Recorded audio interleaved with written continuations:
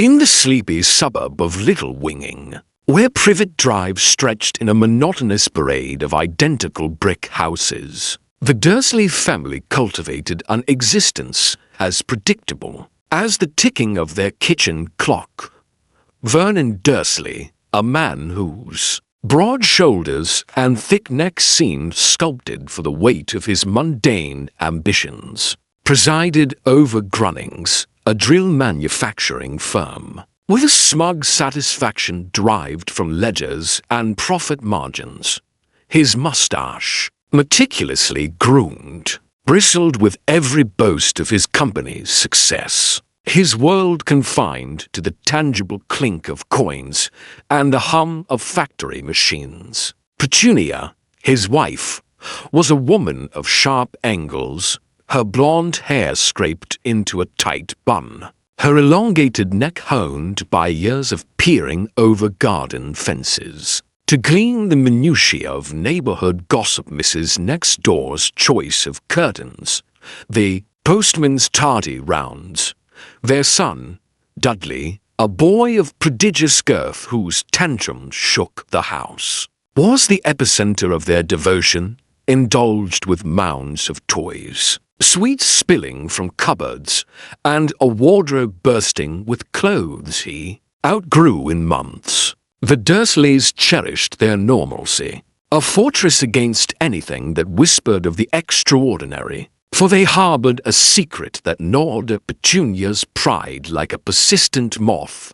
Her sister, Lily, had married James Potter, and they belonged to a world of peculiarities that Petunia had banished from her thoughts, a world she deemed shameful and unnatural. The Potters had a son, Harry, born in the same summer as Dudley, but the Dursleys had severed all ties, determined to keep their nephew's existence buried like an unwelcome memory. On a grey Tuesday morning, as clouds draped Little Winging in a heavy mist, Vernon stepped onto the driveway, his briefcase swinging with the rhythm of routine. His eyes caught a peculiar sight, a tabby cat perched on the low garden wall of number 4, its fur marked with spectacle-like patterns around, its unblinking eyes seemingly engrossed in a map held in its paws. The sight was so absurd that Vernon blinked,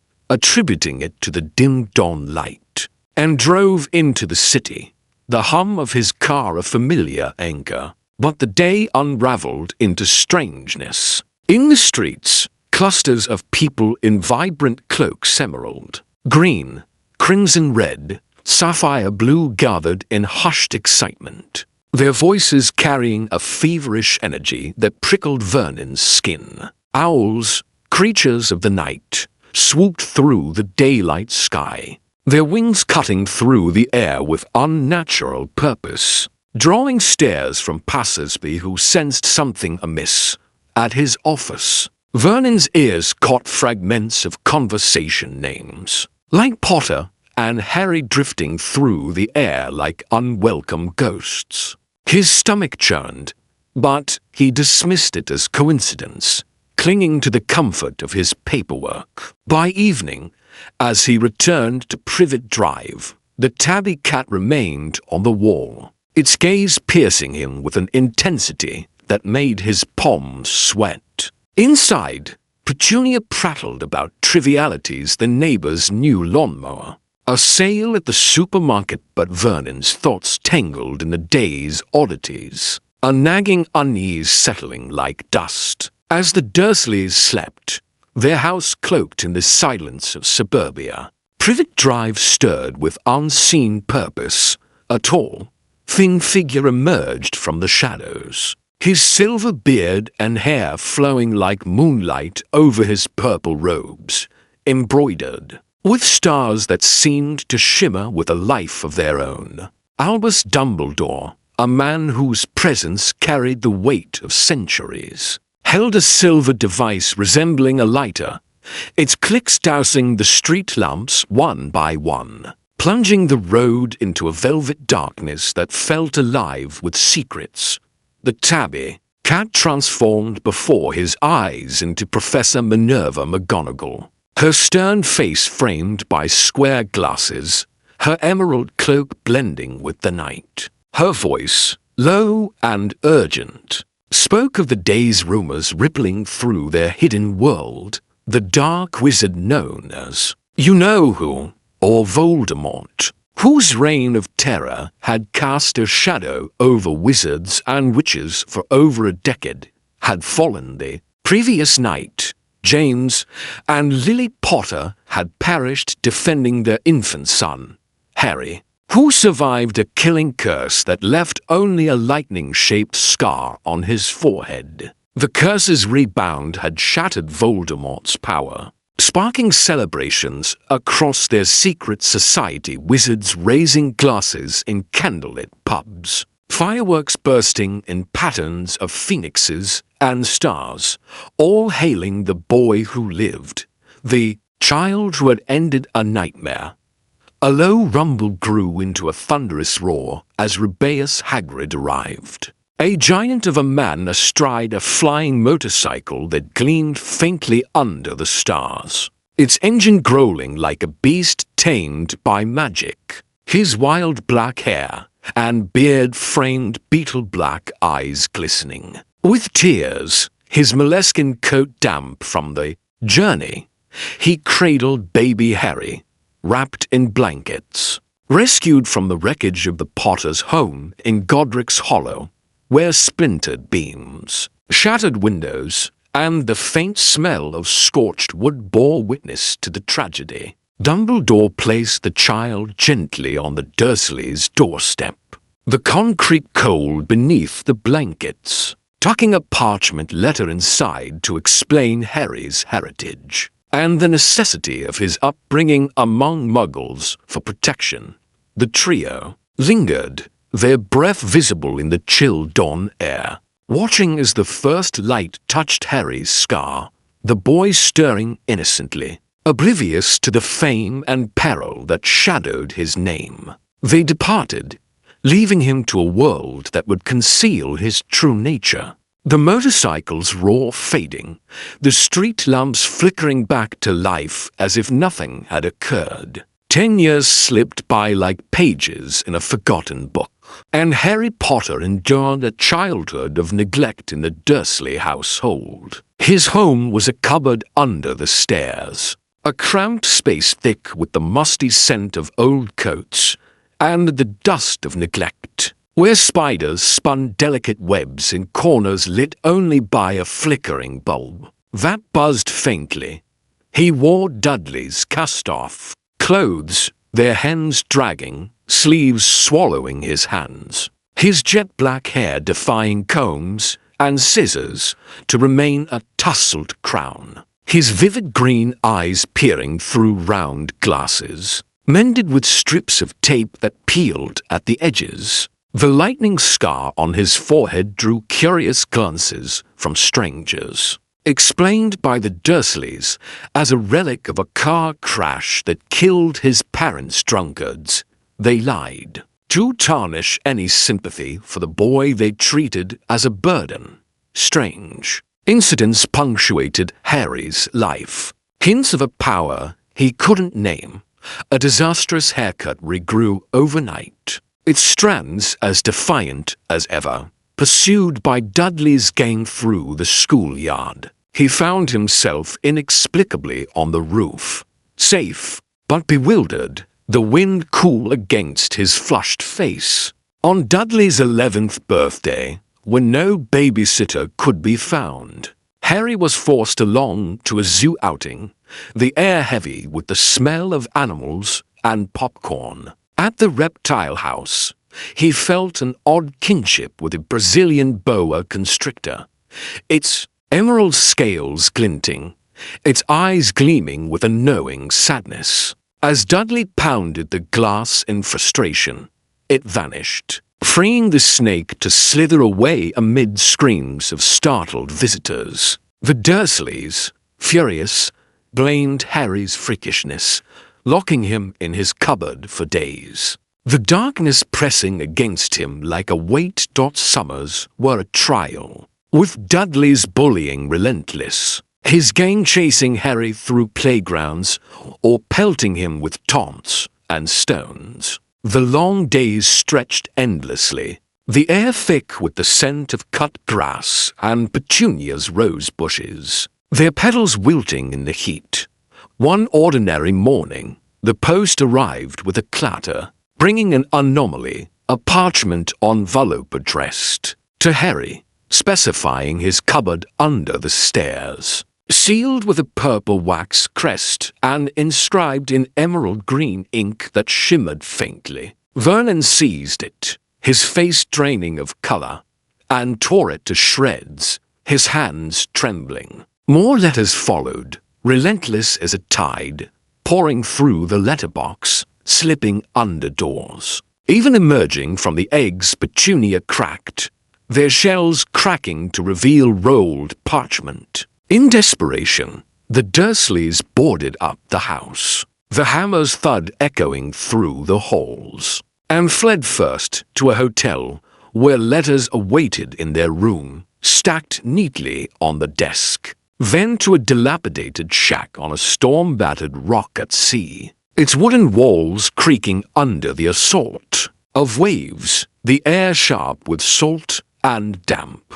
As midnight struck on Harry's 11th birthday, the wind howling like a living thing, a colossal knock splintered the shack's door. Hagrid burst in, his massive frame filling the room, his moleskin coat dripping seawater, his beetle black eyes gleaming under bushy brows. He carried a soggy, squashed cake, its icing smeared but the gesture warm. He revealed Harry's true identity as a wizard, the murder of his parents by Voldemort, not a car crash, and his acceptance to Hogwarts School of Witchcraft and Wizardry. Vernon's furious protests crumbled under Hagrid's magic, a flick of his pink umbrella silencing resistance, and he whisked Harry away into the night, the storm's roar fading behind them.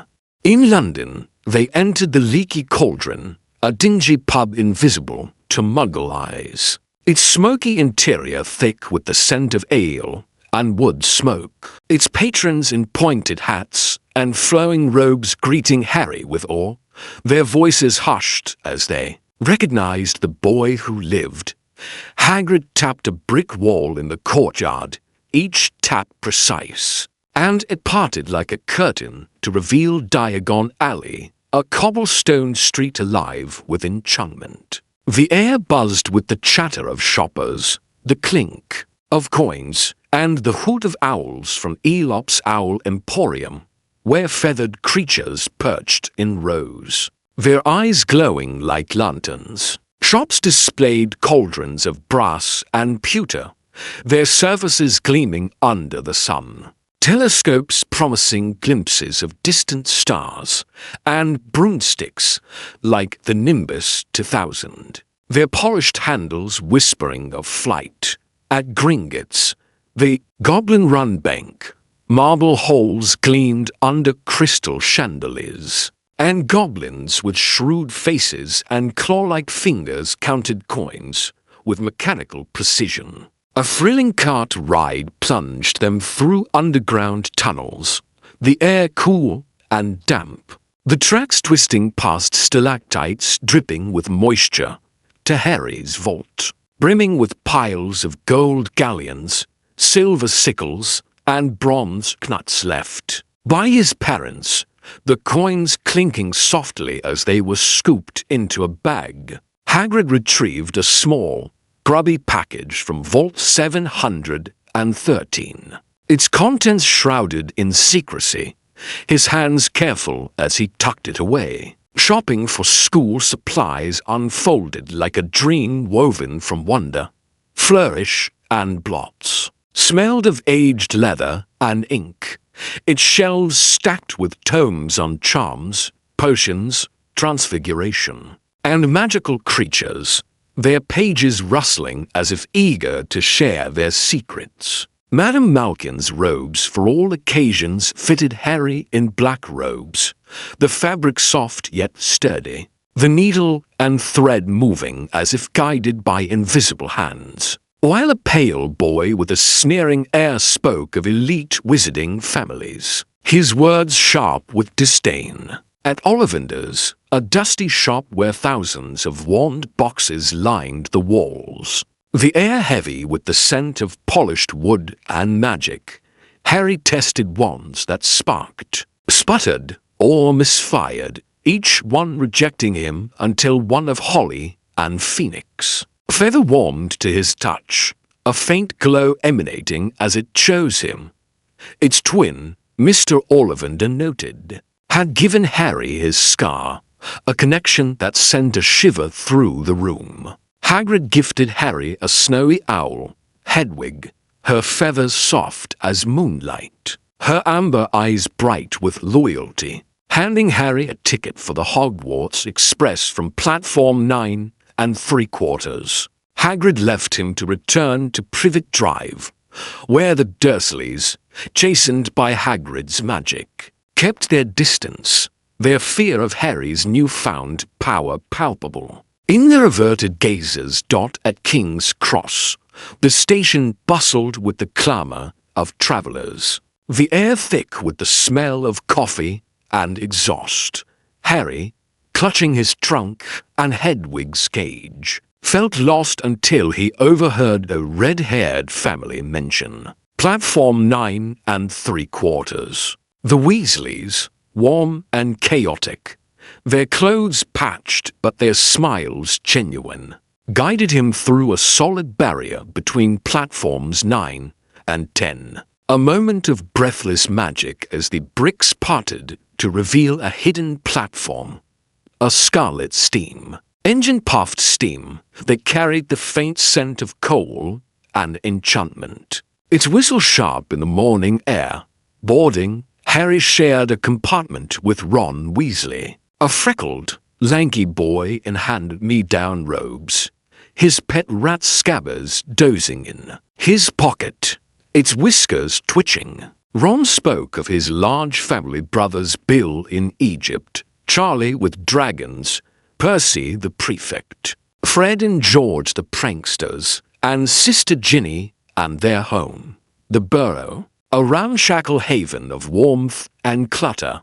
The sweets trolley rolled by, its which offering chocolate frogs with cards of famous wizards like Dumbledore, whose beards seemed to shimmer, and Bertie Bott's every flavour beans, their flavours ranging from chocolate to earwax, the latter making Ron wince. Hermione Granger, bushy-haired and brimming with facts from Hogwarts, a history, and Draco Malfoy, pale and sneering with his cronies Crabbe and Goyle, visited briefly, the latter's offer of alliance with the right sort rebuffed by Harry, who chose Ron's loyalty over elitism. The train journey north wound through rolling hills and quaint villages, the landscape softening into dusk, the sky streaked with gold and purple. At Hogsmeade Station, the air crisp with the scent of pine,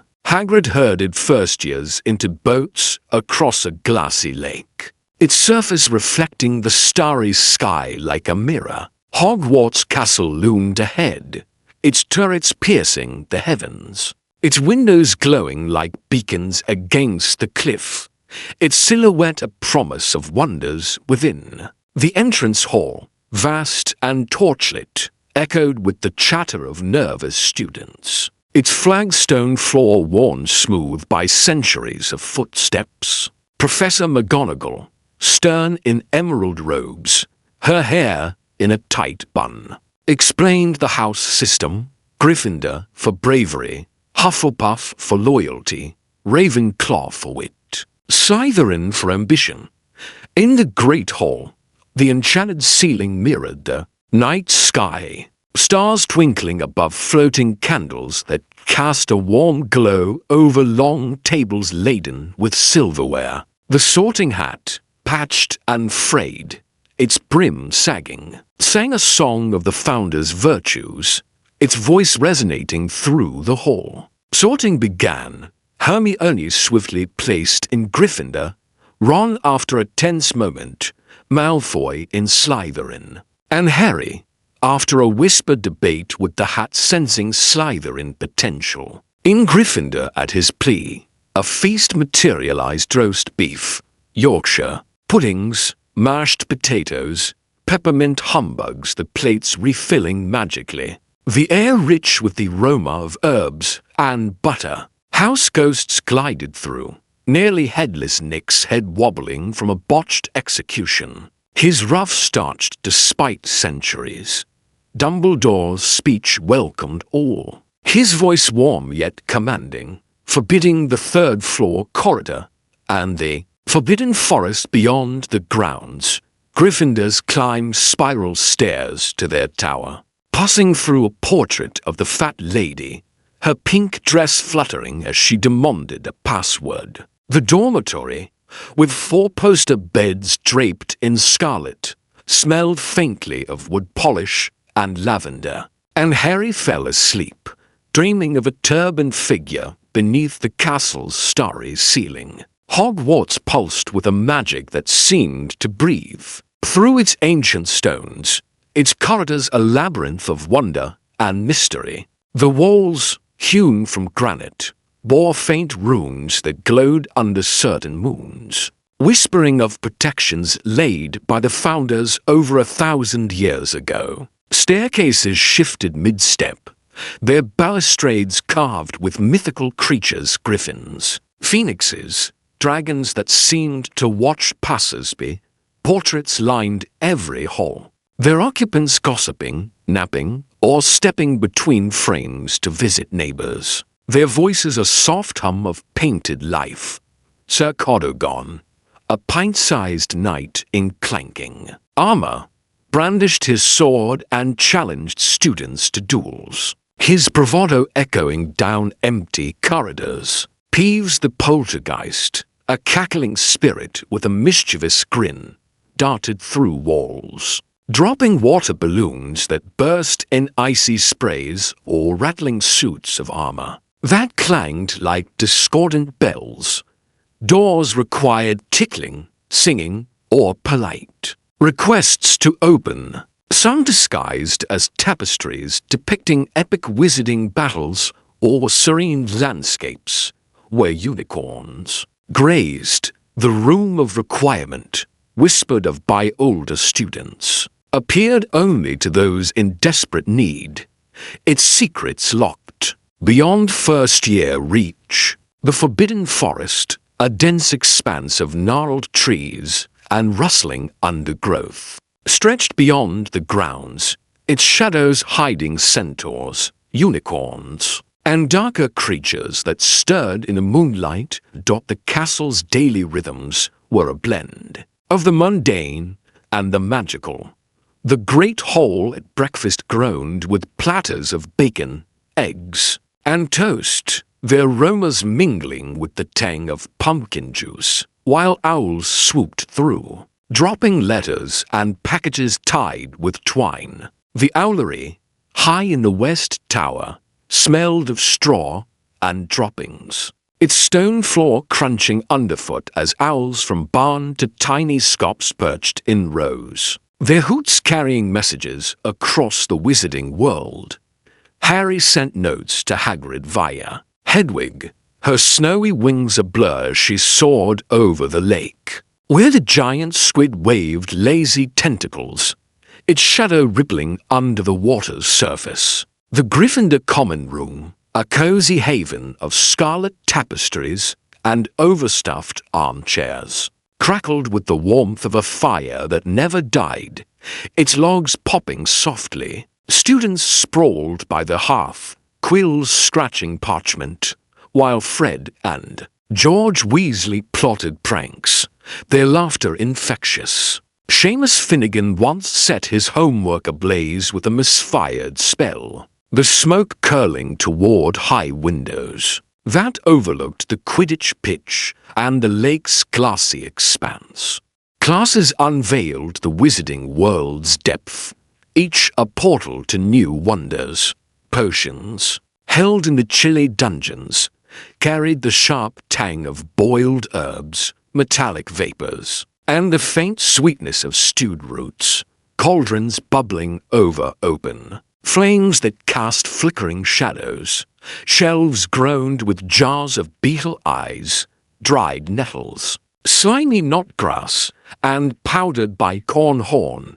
Their labels faded from years of damp. Professor Severus Snape, with sallow skin, greasy black hair, and billowing robes, patrolled like a spectre, his black eyes glinting with malice as he critiqued Harry's work, mocking his fame, and deducting Gryffindor points for the slightest error mismeasured ingredient, a potion too thick.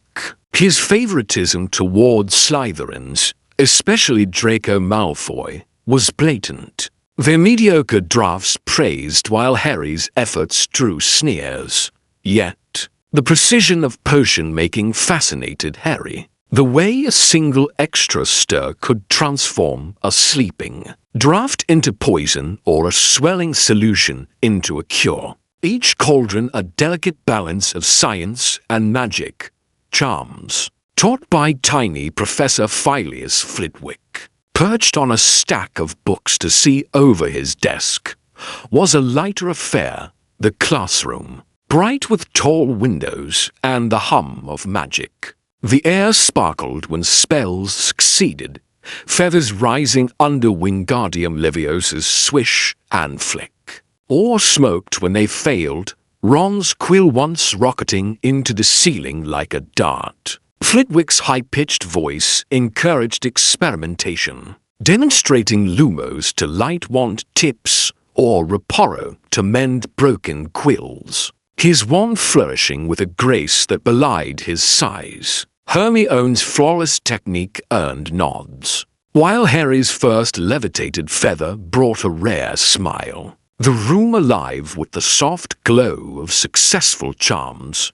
Herbology. In the glass-walled greenhouses behind the castle, immersed students. In the earthy scent of soil and the rustle of living plants, Professor Pomona Sprout, her robes patched with dirt, her grey hair fly away under a battered hat, guided them through tending flutterby bushes that quivered to attract pollinators, or repotting mandrakes, their screeches muffled by earmuffs to prevent fainting. Bubotubers oozed pus that burned skin but healed acne, while venomous tentaculars snapped at careless fingers, their leaves rustling with menace. Harry donned dragon-hide gloves to handle famed geraniums, their petals sharp as teeth, and learned to extract essence from Mimbulus Mimbletonia, its foul-smelling sap staining the air. The greenhouse is pulsed with life, their air thick with humidity and the faint magic of growing things. Transfiguration. Under Professor Minerva McGonagall's stern gaze, demanded precision in a classroom of neat desks and a blackboard etched with diagrams, her emerald robes crisp, her hair in a tight bun. She demonstrated transformations, a teapot into a tortoise, its spout curling into a tail with a flick of her wand, her animagus transformation into a tabby cat, a marvel of control. Students struggled to turn beetles into buttons or pins into porcupines, their efforts often producing half-formed creatures that squeaked in confusion. McGonagall warned of the dangers of incomplete transfigurations, a teacup with furry legs, and Harry's matchstick stubbornly refused to become a needle. Though he admired her fairness and the elegance of her magic defense against the dark arts, taught by the turbaned Professor Quirrell, was unsettling. The classroom heavy with the scent of garlic, rumored to ward off vampires from his travels. Lessons on curses, hexes, and creatures like werewolves faltered under his trembling hands and stammering voice. His turban an oddity that drew whispers. A pixie once escaped his control, wreaking havoc with its mischievous cackle, and Harry sensed a deeper mystery in Quirrell's darting eyes, a fear that seemed to hide more than incompetence. Astronomy, atop the windswept tower at midnight, offered quiet wonder under Professor Aurora Sinistra's calm guidance. The air was cold, the scent of frost mingling with the leather of telescope cases, as students charted Jupiter's moons or Venus's path, their movements tied to wandcraft and prophecy. The stars, unmarred by city lights, sparkled like jewels. Each constellation Orion, Draco, a story woven into the wizarding world's lore.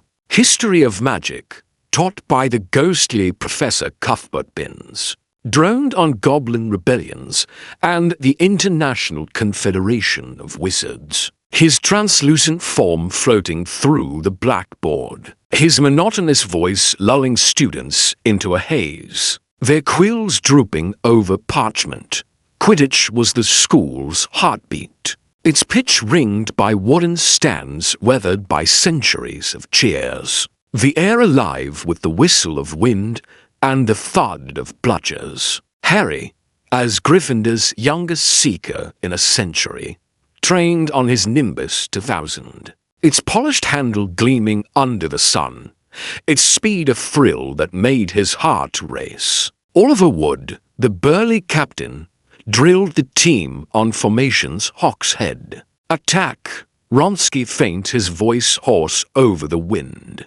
Chasers like Angelina Johnson weaved the quaffle through the air. Beaters Fred and George Weasley batted bludgers with gleeful precision, and Wood guarded the three towering hoops. The snitch, walnut-sized and winged, darted elusively, demanding Harry's sharp eyes and reflexes. Matches drew the school, houses waving banners of scarlet, yellow, green, or blue. Lee Jordan's commentary echoing magically, Slytherins. Fouls testing Harry's skill in the chaos of diving brooms and roaring crowds. The trio's friendship grew through shared trials. Ron, with his hand-me-down wand and pet rat Scabbers, shared tales of the burrow's chaos crooked floors, enchanted clocks, gnomes in the garden his humor, and loyalty a balm to Harry's isolation. Hermione, initially overbearing with her, rule-following and vast reading, proved invaluable, her logic and spell knowledge anchoring their plans, her bushy hair bouncing as she pored over tomes in the library, its shelves towering with dusty volumes that smelled of parchment and secrets. On Halloween, a troll's invasion of the dungeons sent the school into panic, and Harry and Ron realized Hermione was unaware, trapped in a bathroom.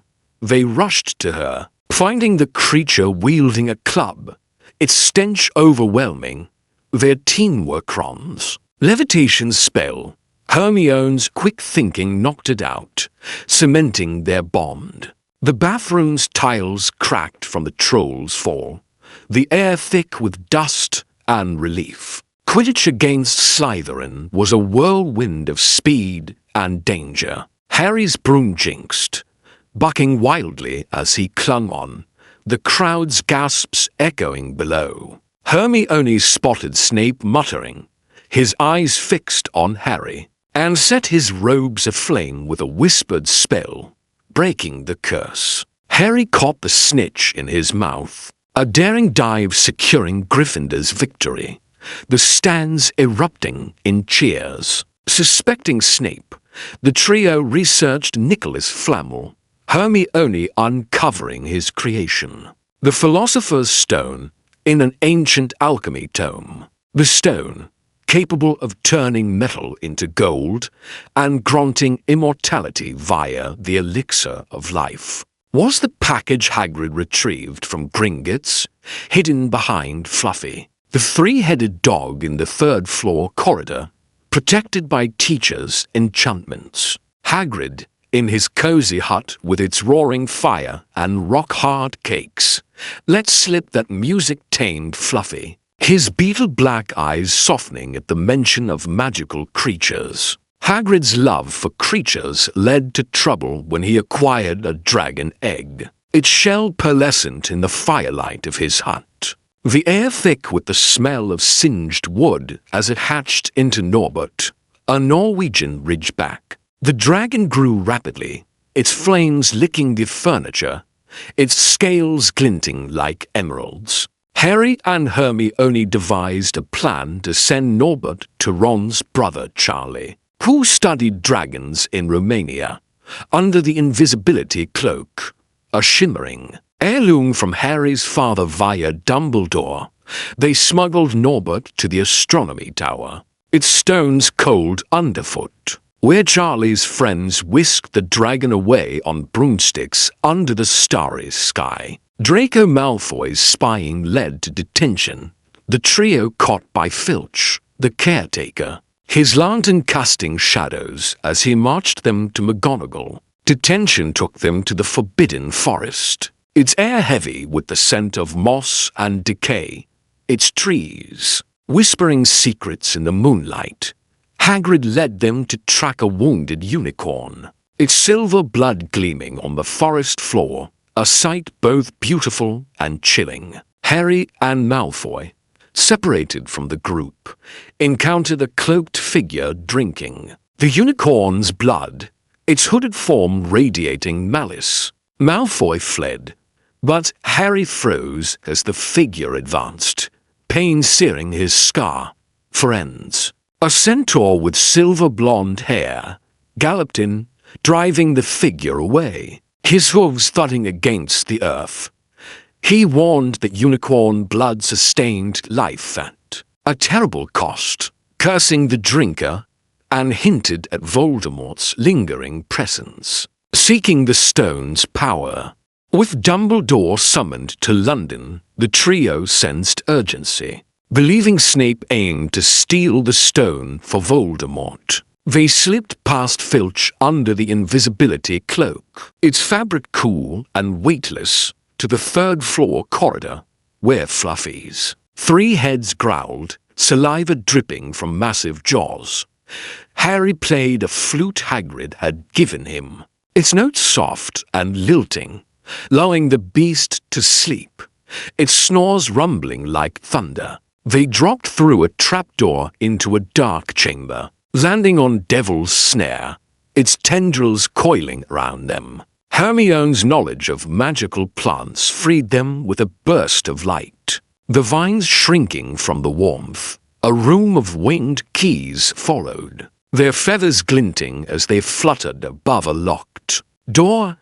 Harry, with his seeker's skill, mounted a broom and caught the correct key, its metal cold in his hand, unlocking the way. A giant chessboard barred the next chamber, its pieces towering and alive, their stone faces grim. Ron, a master strategist, directed them, sacrificing himself to secure victory. Not unconscious but alive, the boards clatter echoing as pieces shattered. A defeated troll slumped in the next room, its stench overpowering, sparing them. A fight, a table of 7 potions, with a riddle explaining which to drink to pass through flames, tested Hermione's logic. She solved it, identifying the correct vial, its contents bitter but safe, and urged Harry forward alone, her trust in his courage unwavering.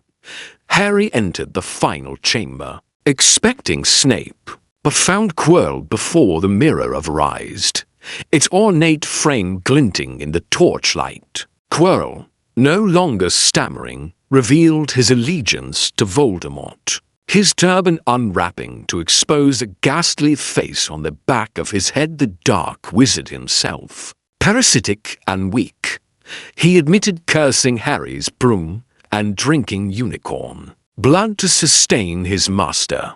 The mirror held the stone, granting it only to one without selfish intent.